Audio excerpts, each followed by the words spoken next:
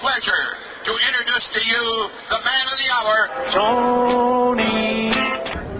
Hola y bienvenidos a At the Gates con Tony o Antonio y Jared. Jared? Just that. Where are we? We are in Queens, New York. Flushing Meadows, which is more appropriate. I don't know the answer. I think Flushing, but Queen. Yeah, you're fine. Okay. Citi Field. Citi Field. So this is stadium number what for you? 16. And the 14th different franchise? Yes.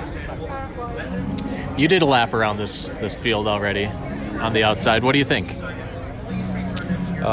It's about as uninteresting as Nationals ballpark in Washington, D.C. There's not a whole lot going on outside. There's flowers. There's flowers. That's good. Plants are somewhere. Plants do exist in this city. There's a bar in the corner in right field. Some ticket windows. What about the Big Apple? I did not see, even a team store. Maybe I missed it.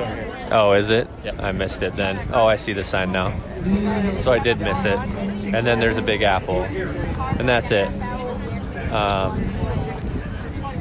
You're smack dab in the middle of a field of parking lots, which, yeah, you understand.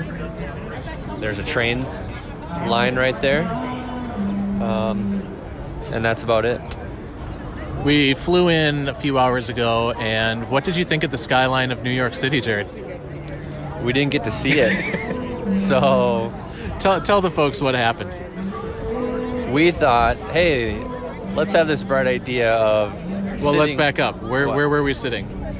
Originally, when we booked our tickets, we were on the right side of the plane, and we looked at a bunch of flight paths and decided, hey, it looks like the usual flight path has downtown, the major big buildings, Manhattan area, on the left side of the plane as you're coming into LaGuardia. Well, we're like, hey, let's sit on the left side of the plane so we can moved see that downtown. yesterday. So we moved late yesterday, our seats to the left side of the plane.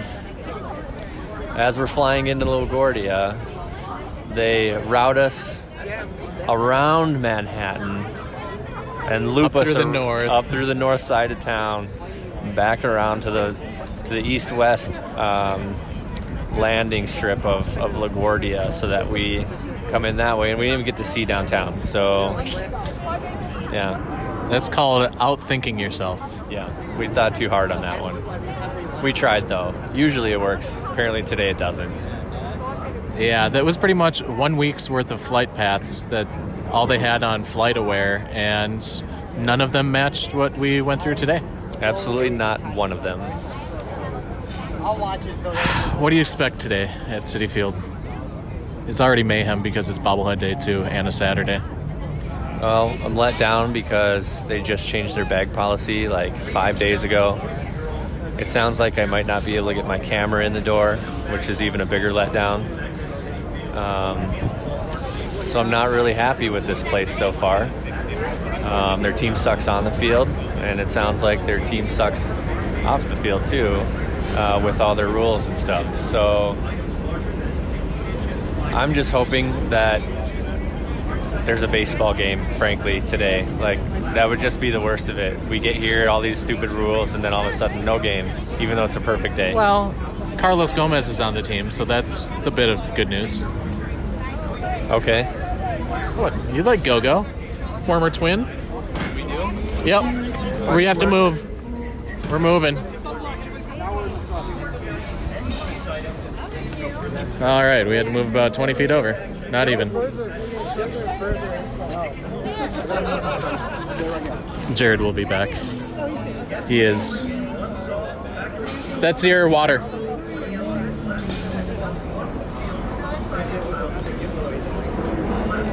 TV timeout. Except really just don't pause it. Fast forward for the next 10 seconds. And he's back. So you don't like Go-Go? Nope. Not a lot of high hopes for today. Yeah, we're going to be meeting up with Eric Ballhawk, who's a regular here, and we're going to get in early with the 40 game plan that we have. You know, our 40 game plan, Jared. Yeah, we planned it that way. By 40 games. We bought a ticket on This isn't even StubHub. going to get us into this 33 ounces. What did it say? 20. Oh my gosh. Well, Jared is... It's a big fail today. That's a strikeout right there for sure. That's 3 in a row. Well, maybe that's good news for me once I get in the doors. At least one of us will have a good day, hopefully. After this, we got Rough Trade Records, Screamer's Pizza. Are you excited for pizza? Yep.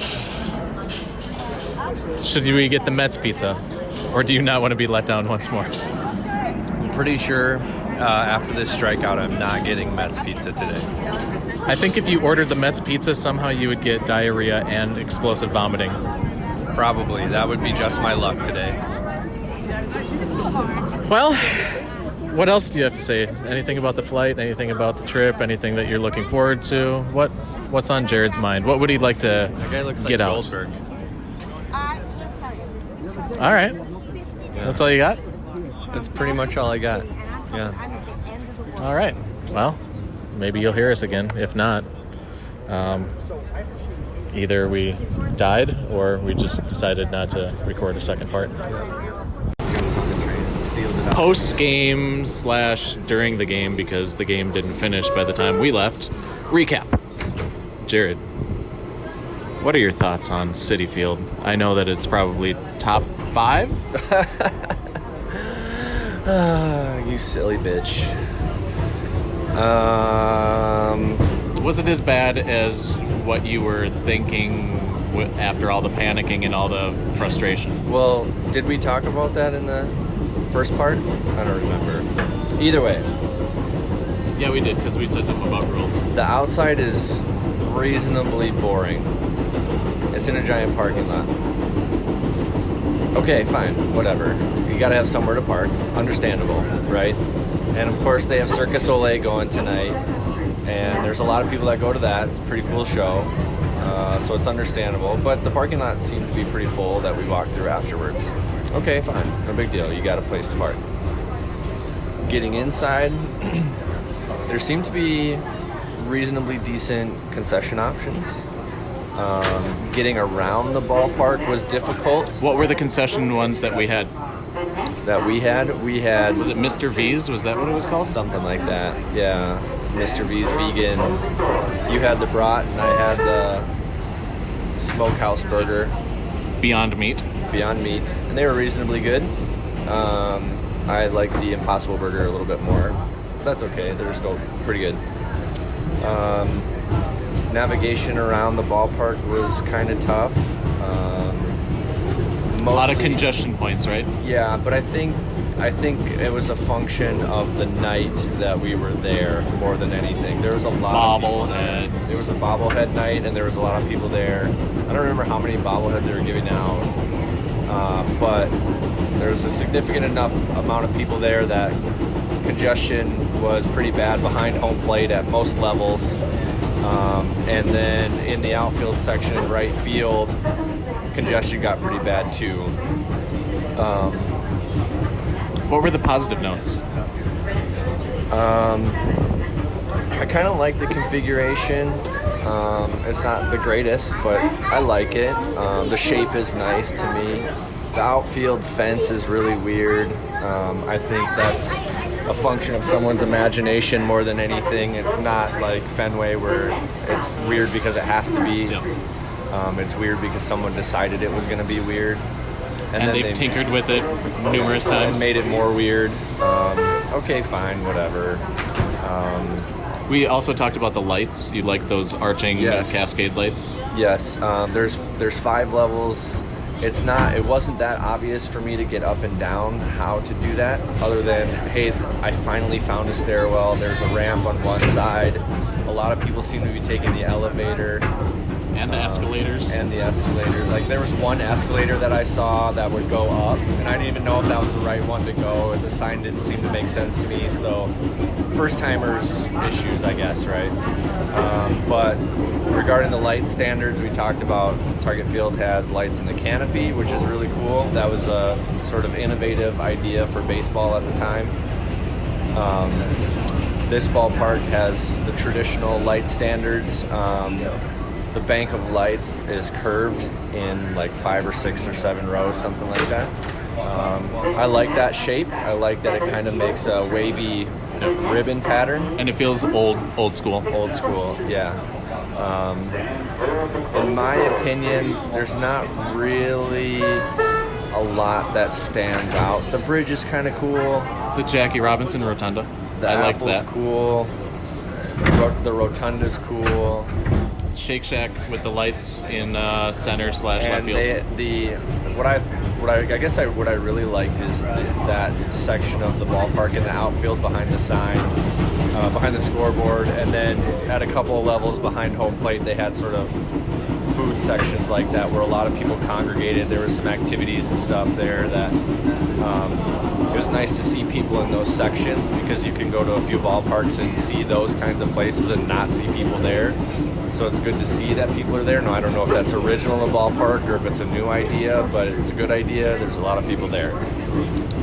I'm not going to ask you to put it in a definitive place yet, because that's going to take a long time to do. I have to go back and look at my list anyway. But would you say top tier, low tier, middle tier? Where do you feel it might shake out? It's not a dump, so it won't fall in the lower tier. I don't think it has enough to push it to the top tier, so I think it'll fall middle somewhere. Middle. You compared the outside to Nationals Park. Do you think it's a better ballpark once you get inside compared to Nationals Park? Yes. So it's at least better than that.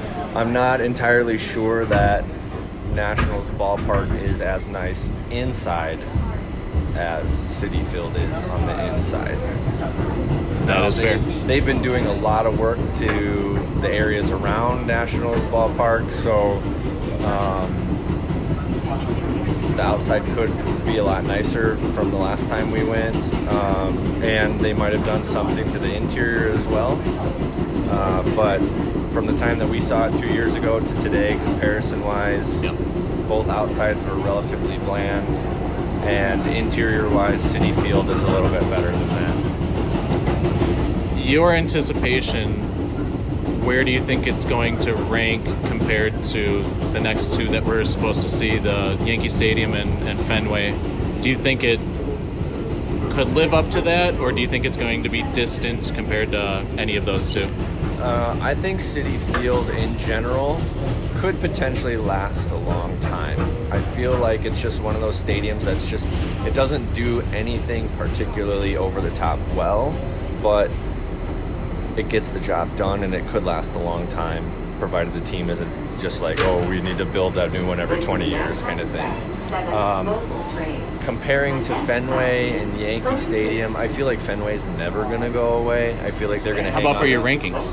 Rankings-wise, do you think it's going to be in the same conversation, or do you think that Citi is way different? I feel like Yankee Stadium's going to be in the same neighborhood. I feel like... No, it's not. That's in the Bronx.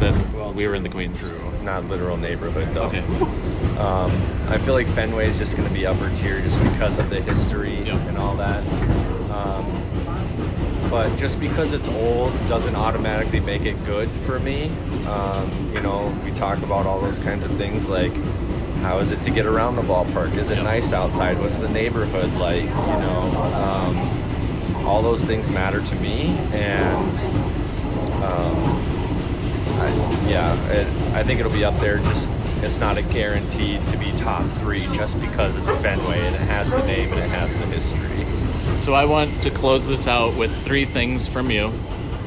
What is your one takeaway from Citi Field, and then what is the crown jewel of Citi Field, and what is the dump of Citi Field?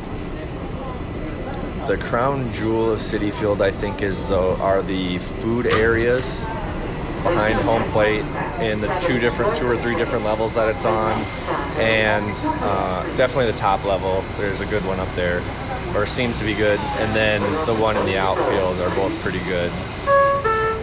The dump, part, I would say just kind of getting around the ballpark. When I mean, it wasn't a full house tonight, maybe 3/4 full. We'll have to look at attendance later. And it was tough getting around.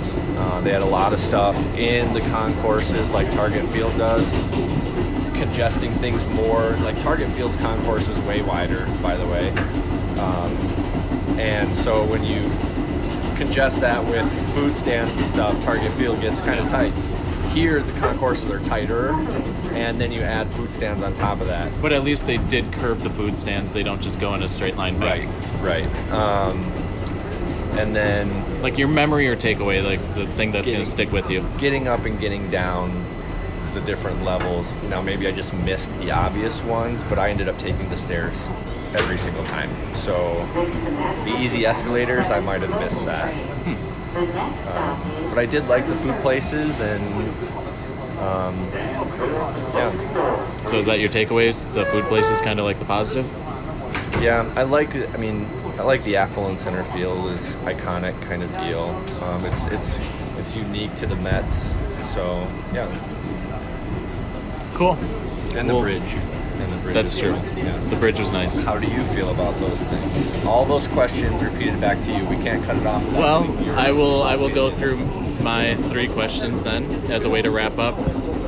I think the negative aspect was probably the outside and just the quirkiness of the outfield. It was almost like they didn't really plan on putting seats out there.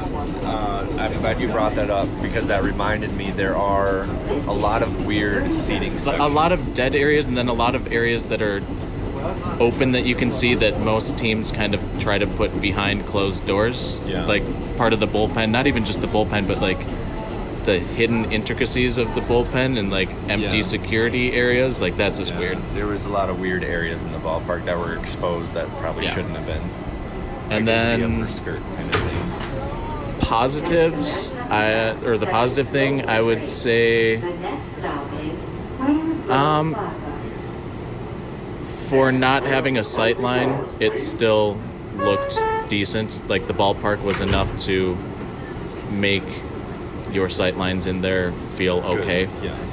You're not going to see like the Gateway Arch. You're not going to see downtown Minneapolis. You're not going to see water, but it's The dumpy parking lots across the street. yeah. At least you don't have to look at crap. Yeah. My one takeaway,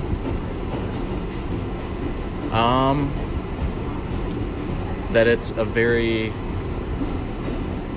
it kind of feels like a schizophrenic ballpark.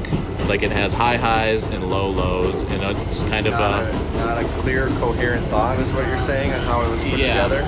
It just I feels can see like that. there's really good aspects, and then there's really like what were they thinking aspects. So it's not a dumb, it's not on the top, somewhere in the middle for me. It still seems to be in reasonably good shape. I mean, Yeah, and it's one of those deals where they probably have a good enough structure that if they need to make some remodels and all that, they can easily just give it a facelift here and there, and rather than build a new one. Yep.